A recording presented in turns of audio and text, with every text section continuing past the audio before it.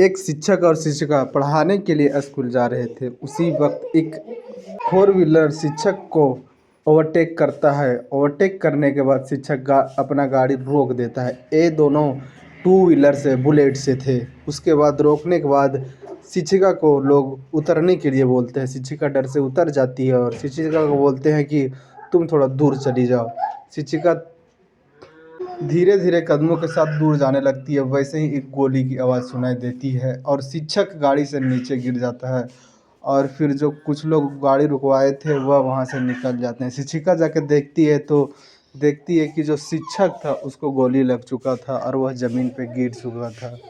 आसपास के लोग को शिक्षिका बुलाती है और आसपास के लोग आते हैं और फ़ौरन ही उस व्यक्ति को उठाकर हॉस्पिटल लेके जाते हैं। डॉक्टर देखते हैं उस शिक्षक को तो मृत घोषित कर देते हैं, इसलिए उसका सर में गोली मारा गया था और सर में गोली लगने के बाद बचने का चांस बहुत कम होता है। इतना में ही पुलिस को भी खबर मिल जाती है। पुलिस तुरंत ही हॉस्पिटल पहुंचती है और उस शिक्षक को बॉडी के कब्जे में लेती है और उसे पोस्टमार्टम के लिए हॉस्पिटल भेज देती है।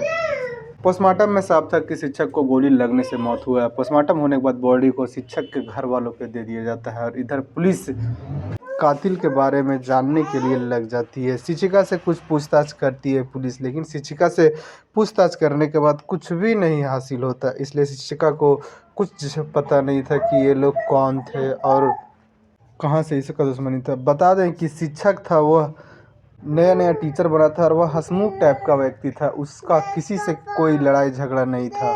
और जो शिक्षिका होती है उसी के बगल के कलीग होती है, आने की पड़ोसन होती है। शिक्षिका भाड़ा गाड़ी से आया जाया करती और शिक्षक अकेले शुरुआत में अपना बुलेट से आया जाया करता है। लेकिन एक दिन शिक्षिका और शिक्षक दोनों साथ में होते हैं तो बोलते हैं कि क्यों ना हम दोनों साथ में ही आ जाए, तुम्हें भी भाड़ा बच जाएगा और हमें भी अकेलापन का महसूस नहीं होगा। फिर दोनों आसपास के लोग ही थे, रोज़ अपने एक ही बुलेट गाड़ी पर आया करते। उसके बाद पुलिस फिर उस शिक्षक के घर जाती है और उस घर वालों से पूछती है, शिक्षक के घर वालों से, कि क्या किसी के साथ आपका बेटा जो था उसका कोई दुश्मनी था। तो उसका घर वालों कहते हैं कि यह काफ़ी खुशमिजाज टाइप का व्यक्ति थे और जो शिक्षक था उसका नाम रामसरे यादव था।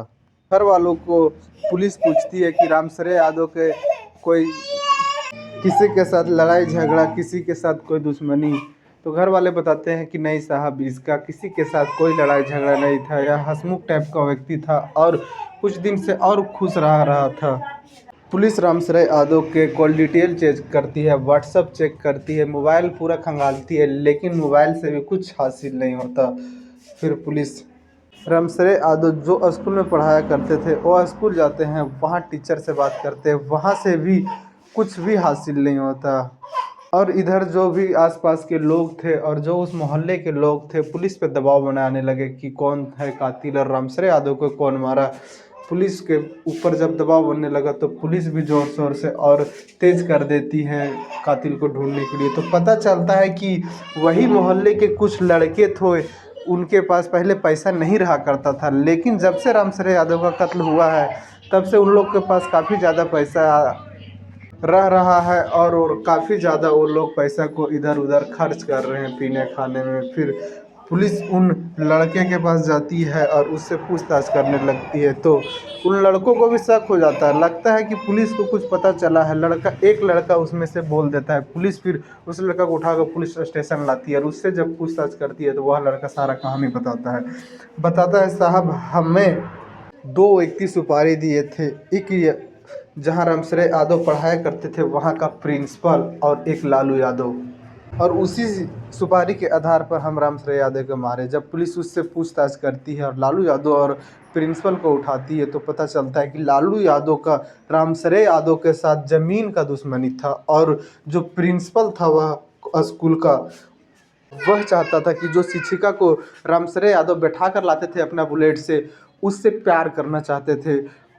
लेकिन इसी प्यार के दौरान रामसरे यादव आ जाते हैं और आसपास के वजह होने के वजह से और दोनों को एक ही गाड़ी पर आते जाते देख प्रिंसिपल काफ़ी ज़्यादा जलने लगा और वो कोई रास्ता निकालने लगा कि रामसरे यादव के साथ क्या किया जाए। तो प्रिंसिपल को पता चलता है कि एक व्यक्ति और है जो रामसरे यादव को मारना चाहता है। लालू यादव रामसरे यादव का ज़मीन अनलीगल तरीक़ा से कब्जा कर लेते हैं। और जब रामसरे यादव का टीचर में बहाली हुआ, रामसरे यादव जब टीचर बन गए थे, इनका थोड़ा रुतबा बढ़ गया, आदमी के साथ उठना बैठना हो गया, तो रामसरे यादव के जो ज़मीन लालू यादव कब्जा करके रखा हुआ था उस पर मुकदमा छोड़ देता है। और कोर्ट भी जब यह मामला जाती है, और कोर्ट फिर भेज देती है आसपास के लोगों को फैसला करने के लिए।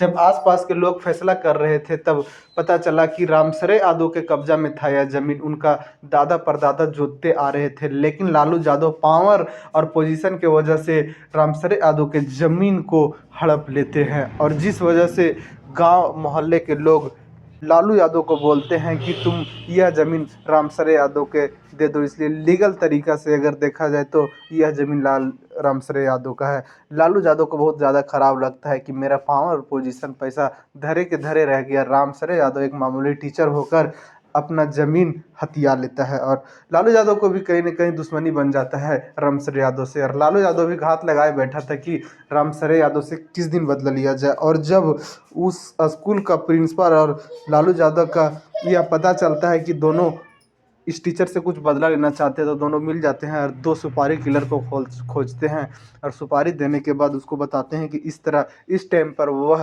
रामसरे यादव और एक शिक्षिका साथ में आती है। लेकिन बोले थे कि शिक्षिका को मारना नहीं है, मारना है रामसरे यादव के।